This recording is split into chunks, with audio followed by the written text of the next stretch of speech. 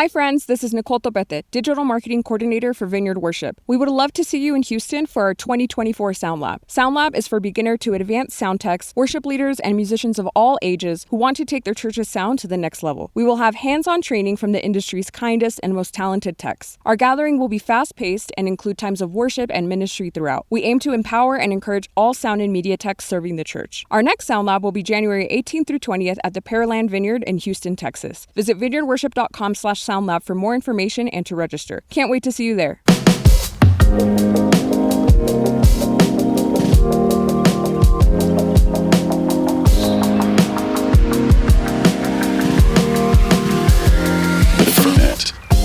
Hello, friends. Welcome to the Ferment Podcast, conversations about worship and transformation. My name's Mike O'Brien. I serve as the director of the Vineyard School of Worship, and I'm so thankful to be your guest host this week.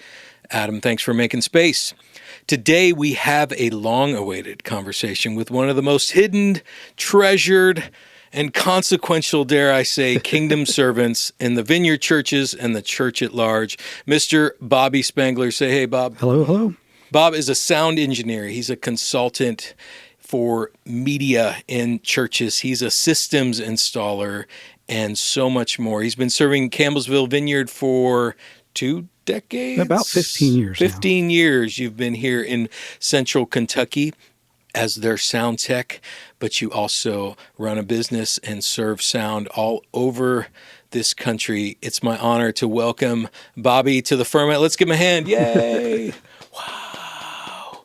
Yeah, so I have this picture, Bobby, of like when pastors, there's a transition or whatever, and pastors, they get the standing ovation from the people they've been serving, the sense of honor. I just thought when I wrote that, man, will there ever be a space, not that you would ever want it or ask for it, where we would give a sound tech, a treasured tech, a standing ovation like that. And like one of those where like people just keep standing because they're like, this is so freaking important. That's the way my heart posture is towards you. So I'm thankful for you in this space. And I know many listening to this podcast have been blessed by you. So we are honored to have you on here. And it's going to be an awesome conversation. So give us a little understanding and bio of where you're at and how you got where you're at today. Okay. Well, I'm currently here in Campbellsville, Kentucky. I've been calling this home for roughly 15 years now. To rewind quite a bit, I grew up in central Pennsylvania, classic 80s situation, riding the bike everywhere, all that stuff. Grew up with a recording studio literally in the backyard. Wow. My father had started this recording studio with the vision of bringing in Christian artists and giving them a quality place to record. So that afforded me at like 8 and 9 years old, getting the 2-inch tapes out of the closet, throwing them on the machine, and playing with the knobs on the console as a starting place on how to learn how to do sound. And from there, did sound for lots of regional events, the town fair, all those kind of things. That led me to Nashville for a while, and through Nashville, I connected with Vineyard Church for the first time.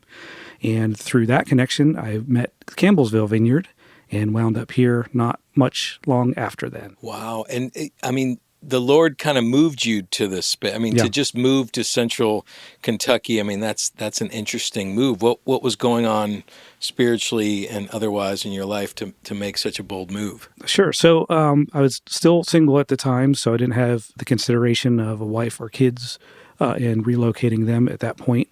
Having plugged into the Vineyard, a lot of the things I heard and grew up hearing in the Methodist world about the Holy Spirit and so forth, I started to see them in reality. It wasn't just words spoken, it's things that I was beginning to experience. So it opened me up to listening to the Spirit and listening to the Lord's leading on various things. And, gave the first time I gave a word to somebody was in that church. It was the Anchor in Nashville. Yeah.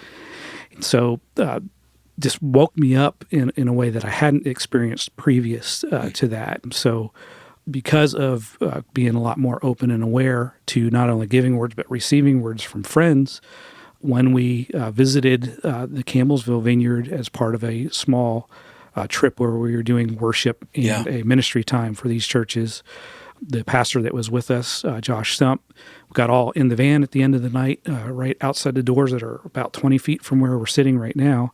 And he turned around in the van and looked at everybody and he said, Bobby doesn't know this yet, but he's going to move here. And I didn't think anything much about it. I laughed and then totally forgot about it until maybe 4 or 5 weeks later. The team here from Campbellsville came down to Nashville to kind of repay the favor, and they led worship, and Adam gave a word. And in the night that night, I couldn't sleep, and the Lord was stirring me. And typically, I'm supposed to be praying for somebody. So I spent hours like, is it this person? Is it that person? And I think about 4 o'clock in the morning, I was like, oh no, it's me, isn't it? Wow.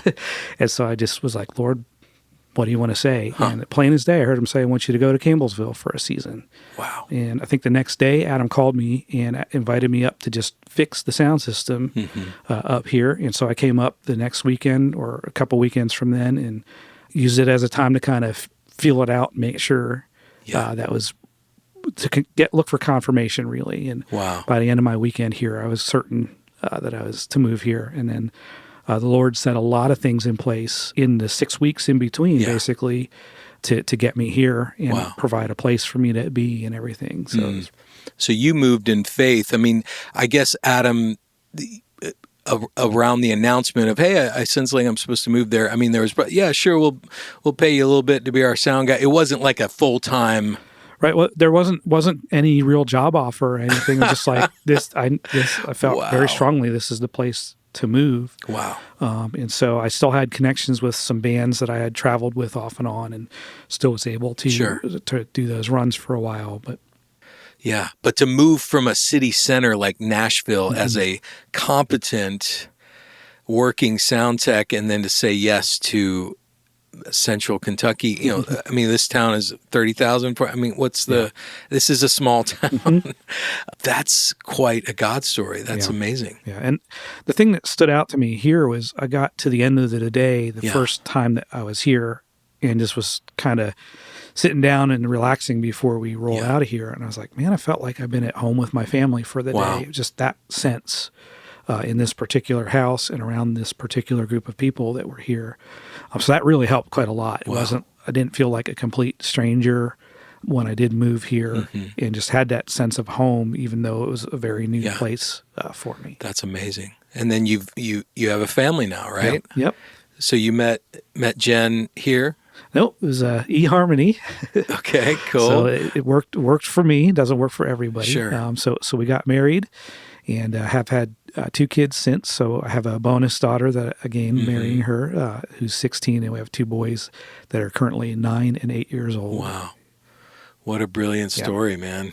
Thank you, Lord. That's incredible. So we just want to give faith to people on all sides of that scenario. So, I mean, practically, if you're a pastor and you have a need for a worship leader or another pastor or a sound tech, you've got dreams, you've got thoughts, who knows who God might send you and who they might be stirring in their dreams to move. And it seems so unlikely and such a unexpected move that there's hope. There's hope. And then for those that are like, you're single and maybe God's stirring something in you to make a bold move somewhere, that very well, could be it, and this is just a beautiful picture of that. It's so good. Thanks, Bob. Thanks for sharing that. Starting out this podcast, you and I have done many events together over the years. We oversee the Sound Lab for Vineyard, which we'll talk about here later. I've led worship. Well, you've been running sound at 1,000 conferences. So we have a lot of shared experience together. Can we just talk to, at the top, like big picture, talk to pastors and church boards, maybe worship leaders, those that aren't necessarily sound techs, because we're hoping to share this with so many in the church world, speaking to primarily churches under 500, which is most of our churches, those in the trenches, those with limited budgets, those with volunteer sound techs of faithful people but busy people, right? Many of our churches have like frustrated sound systems that are tangled up in knots and we don't know, or just the systems are broken. The projector, you got to hit it twice to get it working. This is the world many of us live in. We're frustrated. And these are the churches that you walk into week after week. You just told me of 3 places you've been in the past month, rooms dedicated for Christian worship, rooms dedicated to worship the living God and for fellowship of believers. Functionally, these are music venues, right? And that's why they're calling you. Without getting too techie or in the weeds, can you just share with us some encouragement for those that are overseeing these spaces that are not utilized perfectly, and there's frustration there? Can you give us some encouragement and analysis of what you typically think and would say after entering what would be most of our rooms? Sure. So kind of to get in front of that a little bit, the lack of financial resources is real, and it's a difficult struggle for many places. So a lot of churches are afraid to bring in a professional because they think it's going to cost them tons and tons of money. The reality is if you bring in a professional that can really understand the needs of that church and some of the wants, if you have a particular way you want to do things, having somebody that can come in and work with you and alongside of you and bring you direction on the right way to move forward is super helpful. And in the long run, it'll actually cost you less money than if you just keep throwing random pieces of gear at stuff. So 3 things that I see really often when I walk into churches, I see the lack of the correct resources in terms of equipment. So either wrong equipment or not enough equipment. So that's one thing that I see quite often. And where that comes from is a lot of folks that are lay people in the church, they just don't understand this technology. So it's hard to buy the right thing when you don't know what it is or understand what it is that you're buying. So that kind of rewinds again to bring a consultant in to help you with those decisions. Another thing I see that's a really major oversight is lack of acoustic treatment in a room. A lot of places try to fix bad acoustics in a space with equipment. And you can overcome things to an extent, but you're never going to get quality sound in a room if it's not acoustically right for the style that you're doing. So a lot of churches that have come in and they take over the old church that was, the big choir and organ church, and you're trying to do a rock and roll style worship service without doing any modifications acoustically will be a big challenge. So acoustic treatment is a huge thing that's very, very often overlooked. And then probably the number one thing that I see that is a struggle is lack of training for the techs that are back there in the booth. So you have people that are either volunteered to do it or voluntold to do it or are some other way coerced to be back there in the booth because they're the spouse of somebody that's playing on a worship team or something. So getting them resourced and form of training will pay off more than anything else. Once those techs begin to understand what's going on, how to use the equipment and resources that are in front of them to maximize that, they'll become more aware of where the actual pain points are. So when you have a discussion about upgrading or something with a consultant, those folks, their knowledge of what actually is happening in the back is huge. Wow. So that's a beautiful summary. That's very, very helpful. And I think pastors and leaders, we have a lot of discernment before we would say yes to bringing in somebody to spiritually nurture your staff team, for instance, right? You'd want to make sure you really have vetted that person or persons, in so many ways. But with sound and media, oftentimes because we don't know the answer, we just kind of pick the closest, easiest answer near us. So it's the music store in town, or somebody had mentioned in your church that they've got an Uncle Jimmy that has fixed some sound stuff. So Uncle Jimmy comes in and fix it. But oftentimes people bring in people that don't do this for it's not something they do every day or every week. It's something that's a hobby, and that causes so many problems that you have to refix, right? So can we speak into finding somebody like yourself? How do we find the Bobbies of our region? I mean, clearly we can call you, Bobby, Sound, Bob, Sound. Check out the notes in the website.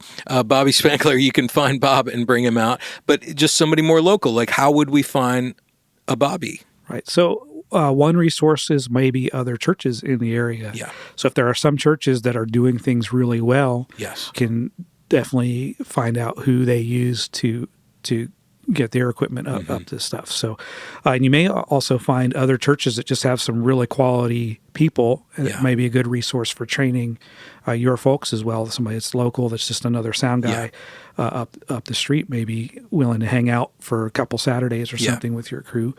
And then beyond that, in the world of Vineyard, I think there's some resources and some people that are in a lot of different churches like yourself that know folks that do the type of things that I do and ask around there. And in some denomination contexts, there are providers that do things well for those particular styles of worship services and so forth. So there may be a resource with your local organization there that you could find some folks. Yeah, and often picking somebody that's outside of your realm is really helpful because you don't have all that confirmation bias, and you want people to just speak the truth to you. You don't want people to be like, oh, you don't need to worry about that or worry about this. We'll just get it rigged up. And I say it's good to have 3 or 4 conversations with different techs at different levels and different price points.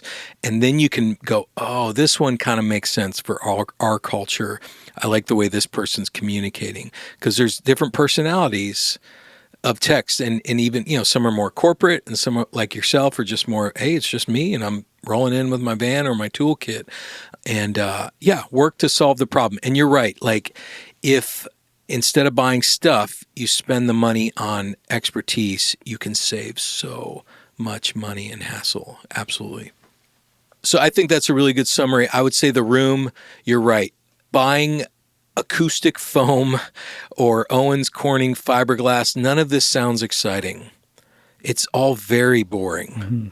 What are other things that are boring about acoustics? Measurements, ceiling placement, drum shields, like making things less. That's not a fun conversation for a lot of churches. Much less spending. I mean, how much, if your church was just a box, how much money would you have to spend to make it acoustic? I mean, is it $5,000, $10,000 if you were just going to put a round figure on it? Sure. So our room seats roughly 275. I think we can cram close to 300 if we really jam everybody in here. In a room this size, $5,000 to $7,000 is probably a minimum spend. Yeah. And that's going with kind of a basic approach where you get some measurements of the space and you calculate a certain percentage of surface covering with the right types of treatments. To go the next step up above that is to actually hire an acoustic consultant. Sure. That's really what they do for a living. But your kind of entry level point there just on the consulting is probably $10,000. Sure. Plus than whatever the actual treatment turns out to be. Yeah. But they can be very specific about the exact needs for your building. So, and it's something that can also be overdone. I've been in spaces that have way too much treatment in them, and it's uncomfortable as a member sitting in the seats trying to sing along because there's no feedback from the room. So you're kind of feel like you're screaming at the top of your lungs and still not loud enough to keep up with everything. So definitely a balance there. Psychology, emotion, there's so much that acoustics do to a space. You know this going, restaurants feel different depending on the reflective surfaces that are there. Even my car, like I have a new car that has leather seats in it. It's the first time I've had all leather seats, and the acoustic environment is just so different. It's kind of driving me bonkers. Like I'm like, I don't even know if I like this. It's so specific to each room. So like, I think it's okay to obsess about it and to think about it, especially at the beginning of stages, especially if you keep having problems that aren't fixing themselves. Really thinking about acoustics. To your point about hiring an acoustic place, I found a firm in Atlanta that I just reached out to, and maybe it's because of the AI, the software, the technology, but their price for a room, a 200-seat room, was about They said they could do something digitally with just drawings for like $2,500, and then if they did an on-site visit, it was like 35 or $4,000. So I wonder if just getting the math, and to your point, that wasn't installation, that was just getting the math of the fixing the problem. There's lots of different price points. So acoustics huge, gear huge, setting aside monies for capital investment, and to the board, you're saying, hey, board, we're going to buy something that's going to be used in the church for 10 or 15 or 20 years. That's different than just buying whatever, this is just different conversations. So that's beautiful. Awesome. So can we talk about a few fundamentals, and then we'll talk about Sound Lab coming up, some of that practical training. What's the thing with volume in church? Like, what's going on with volume and it's too loud? I don't know does anybody say it's too soft? Has anybody ever come up to you in 30 years of running sound and said, it's not loud enough? Do people say that? A few times, and it's usually somebody in leadership that wants it a little bit louder. This is a never-ending discussion, and there's arguments every direction on how loud something should be. And then some people try to bring in OSHA numbers and so forth. So it's always finding a happy medium.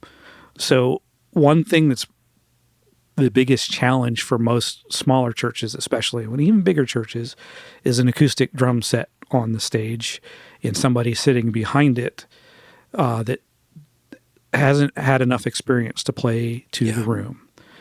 So I have the luxury here of having a drummer experienced enough that if he gets a little out of control, I can go, hey, can you take that from your 7 down to your 5? And he will know what that means, and he'll be able to do that and still be able to play comfortably. And that's an experience thing for the drummer to learn.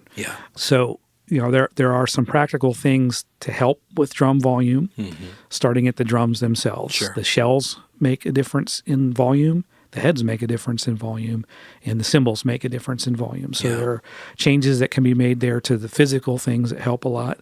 The size drumsticks they're playing with will change that as well. Sometimes they got to go down to the rods because that's just the only thing that's going to work and serve the room.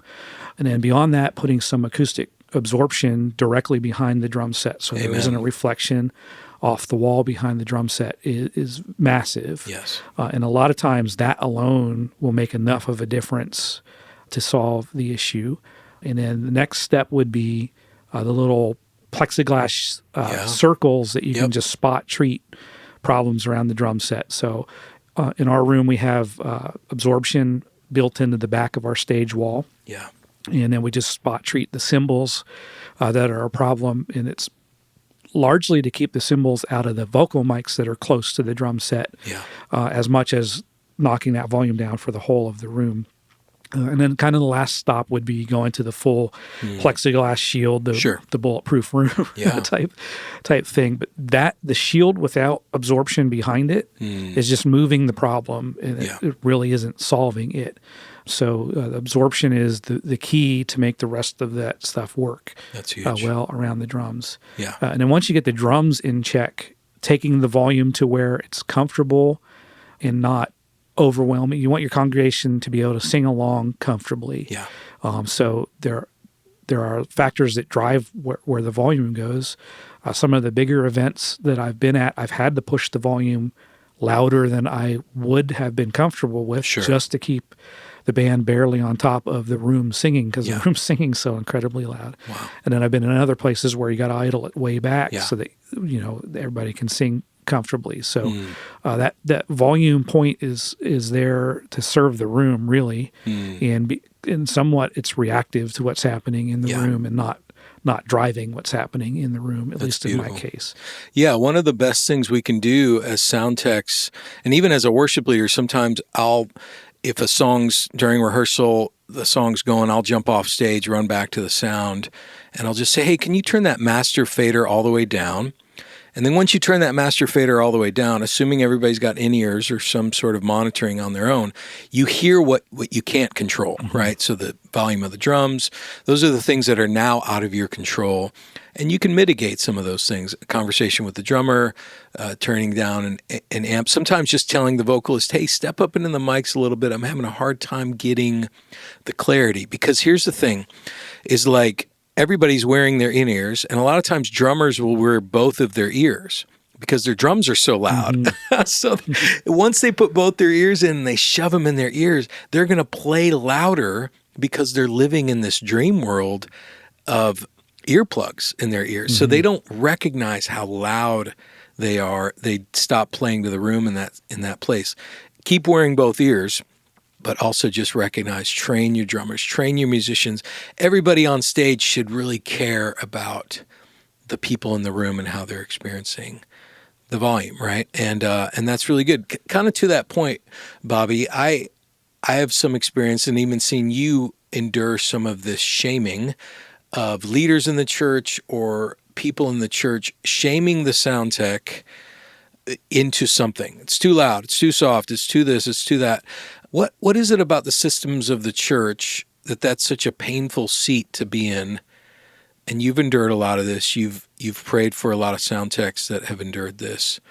Can you just talk to that, speak to that for a minute, that place of the grumpy sound tech and why that happens? Sure. So several different things I've seen that play into that. One is that booth often is treated like an island. So it's treated like it's a separate thing from what's happening in the rest of the room. So, there's a worship leader directing the whole worship team based on a vision of what they're trying to present to the room. Yeah. And they never clue the sound person in. Or the pastor has a vision for the service and how they want things to go. And again, they don't communicate with the booth like what they're wanting. So it leaves the techs back there largely to guess what needs to happen. And again, without folks that are trained and very skilled that are just trying to get it done because they were given maybe a 1 hour lesson from the guy who installed the sound system and left to do it.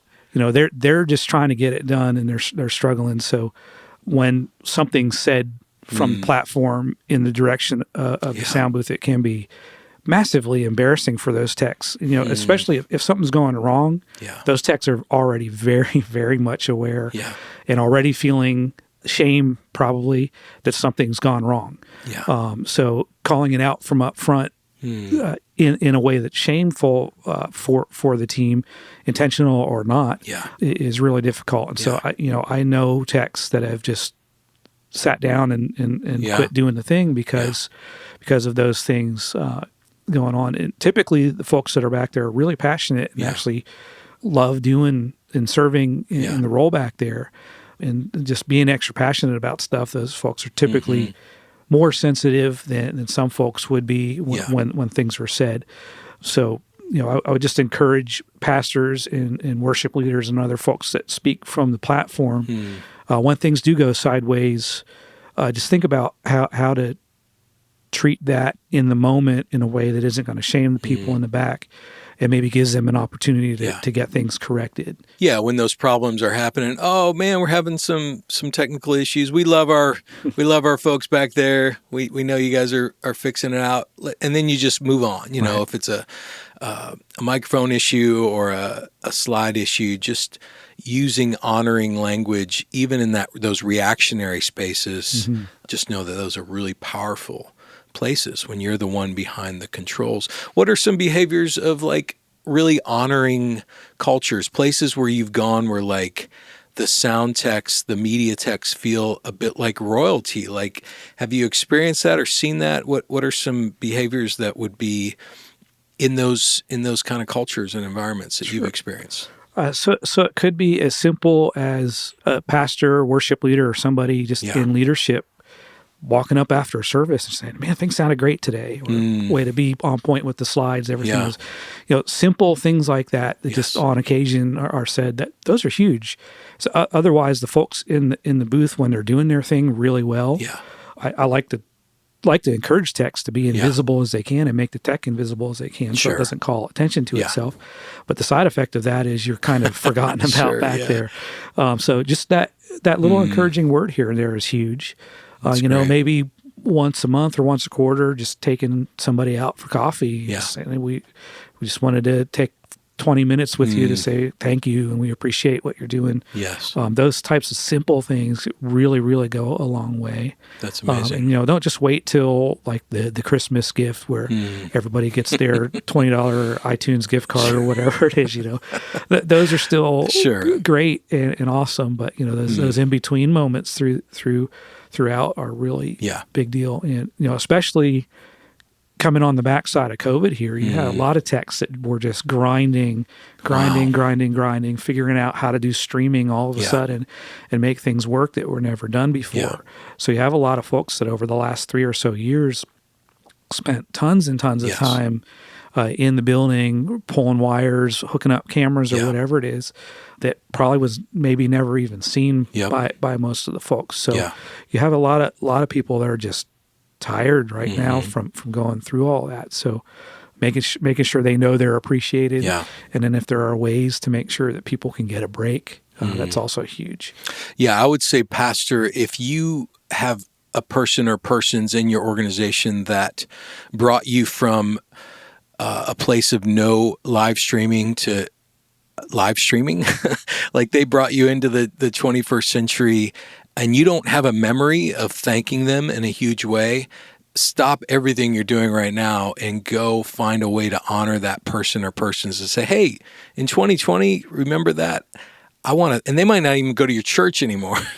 Like you might, just to say thank you that you bought a bunch of cables and did a bunch of things that completely transformed our ministry in a way that got the message out to people that are unable to come and have moved the gospel in ways that you could have never done it yourself. So absolutely, I think that's brilliant. And the cultures where this happens, like I remember one time at Cape Coral Vineyard, they have a meeting after church, which is kind of weird. You're like, dude, I want to get out here. I'm tired. They'd have this little huddle after church and say, what went well? And they would look at each other and be like, dude, you killed it, man. You did so great. Dude, the slides were awesome. Thank you. There was this like really sweet moment where we just affirmed one another and said, we couldn't have done it without you, and seen that. So finding ways to do that as a church and not forget those in the shadows. It's easy to bless the preacher. That word was right on point. They get tons of encouragement in that space, but the hidden folks, I think that's a great word. And magically, you'll see more sound techs. You'll see more support. You'll see more folks say yes to those jobs because they're places of honor. I want to honor I know how the game works. Like if the sound tech is unhappy, that to me, the sound tech and the drummer, I want to make sure they're well fed and taken care of. So that's a great word. So yes, let's work on that. Let's bless our folks. What would you say to church planners or those with an empty box that we need to turn into a sanctuary? You talked about gear and some of that stuff.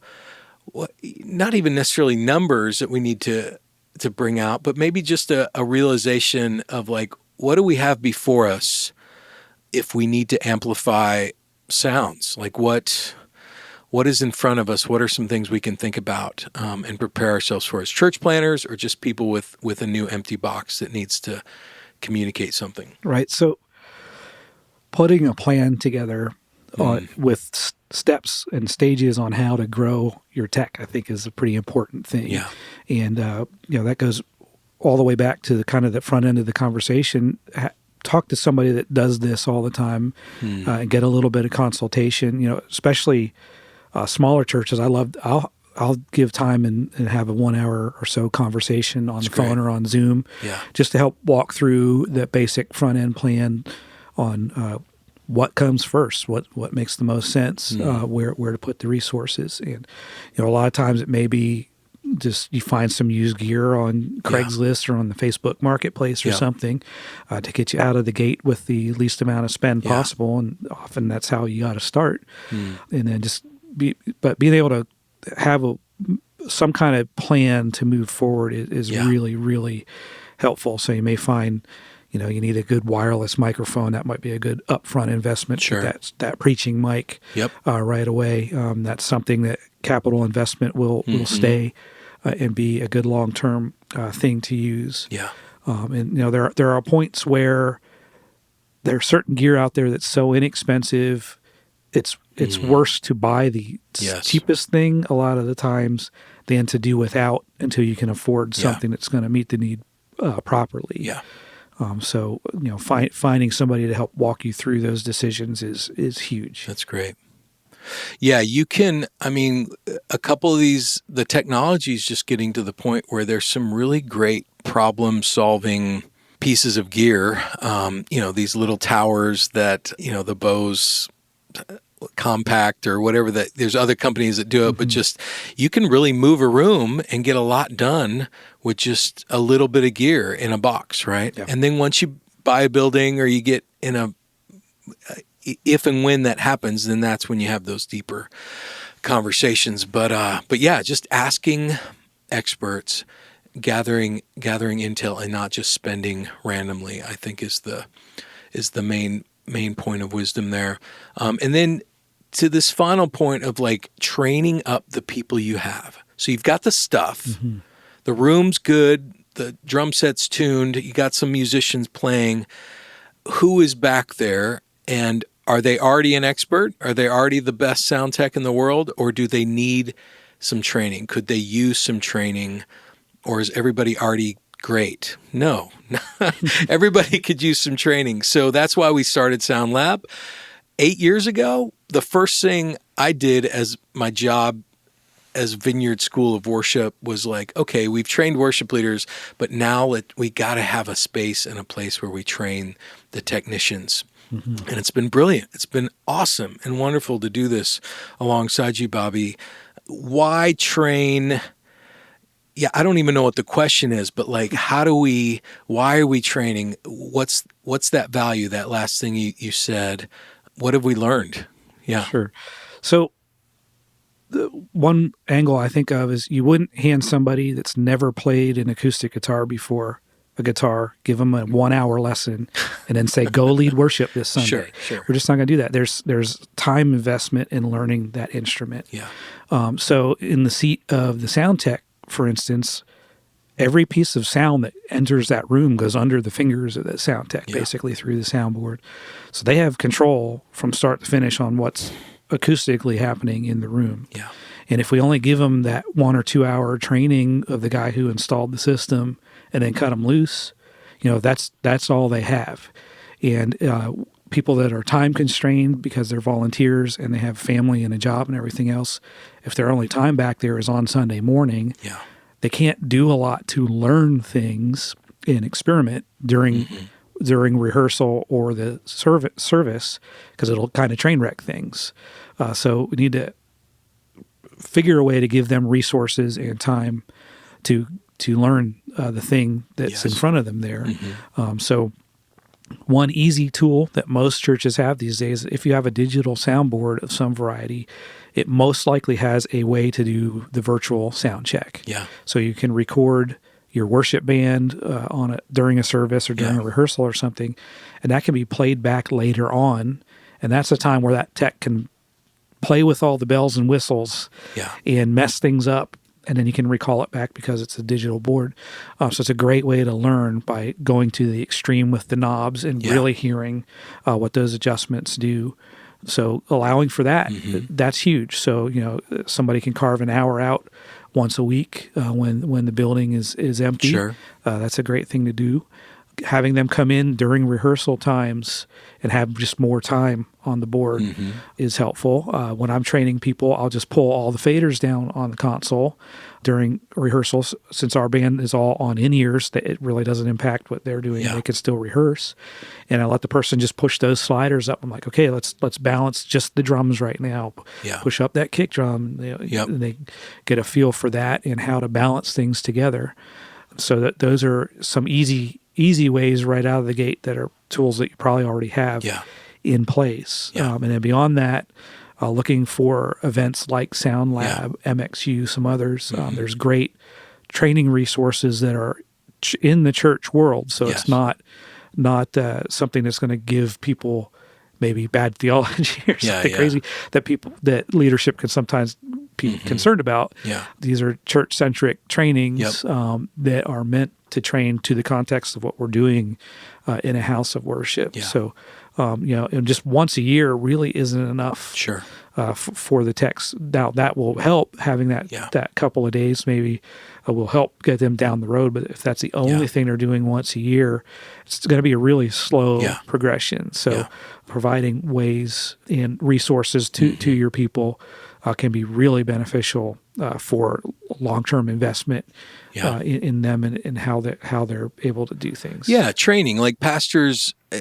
leaders, I just want to say, like, you got where you're at because of a series of moments, a lot of catalytic moments that stirred your heart, and you heard a preacher or a teacher or a session speaker move your heart. You took a note. You said something that kind of changed the trajectory of your preaching or your leadership style.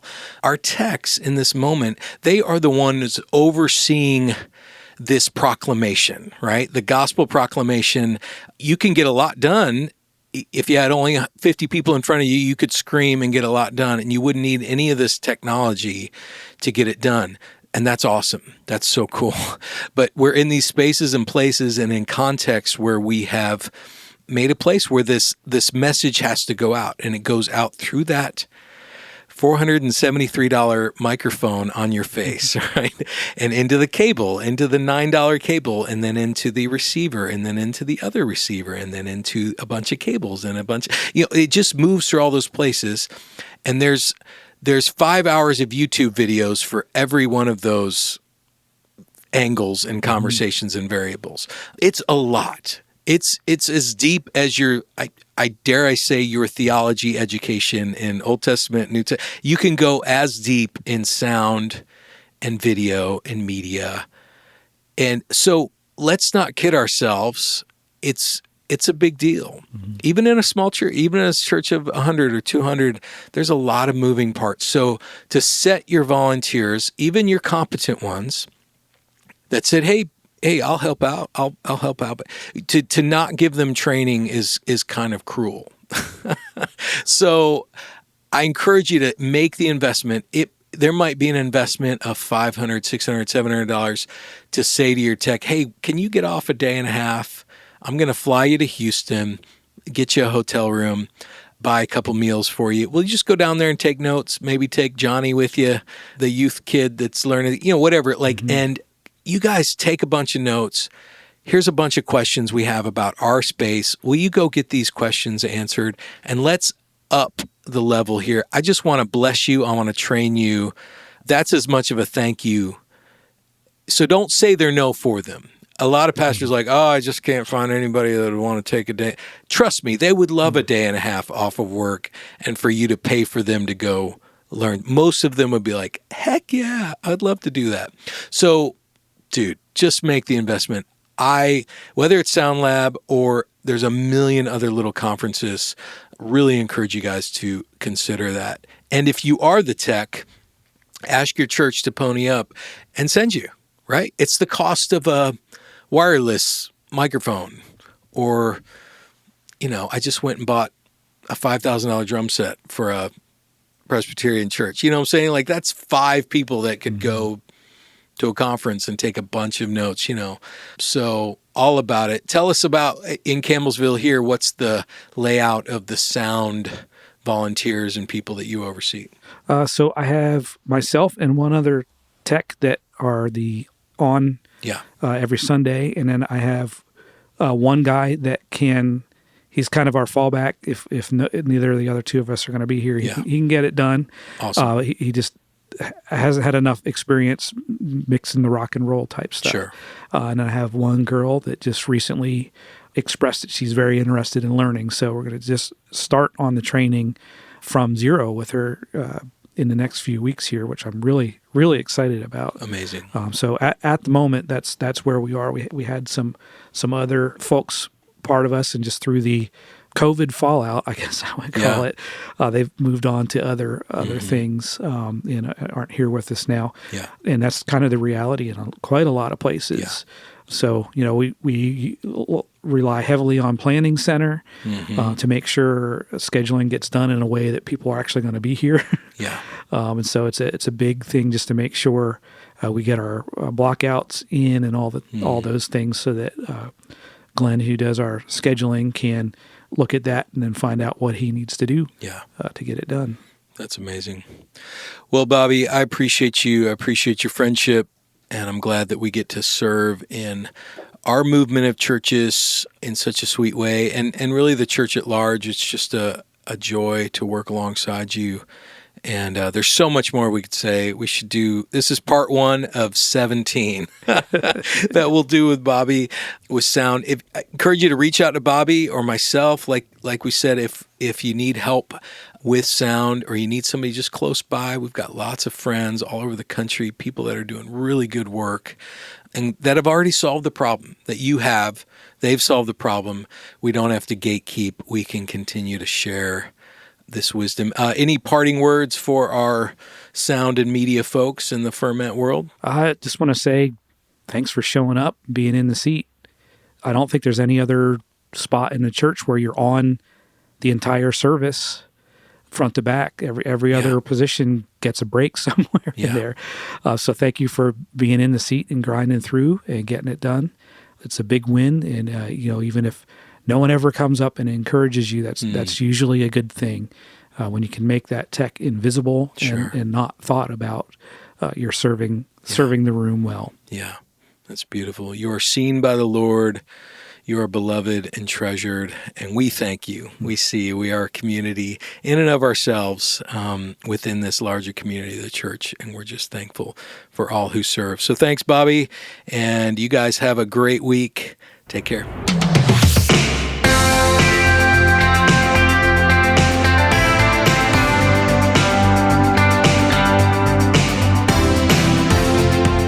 Hey everyone, Casey Corum here, producer of the podcast. Thanks for listening. As always, if you've been enjoying the podcast, here's a few ways you can help us. First of all, leave us a review on the podcast platform of your choice. This helps more people find us. Also, connect with us on social media. Instagram at The Ferment Podcast and Twitter at FermentCast. All right, everyone, thanks for listening. See you next week. Peace.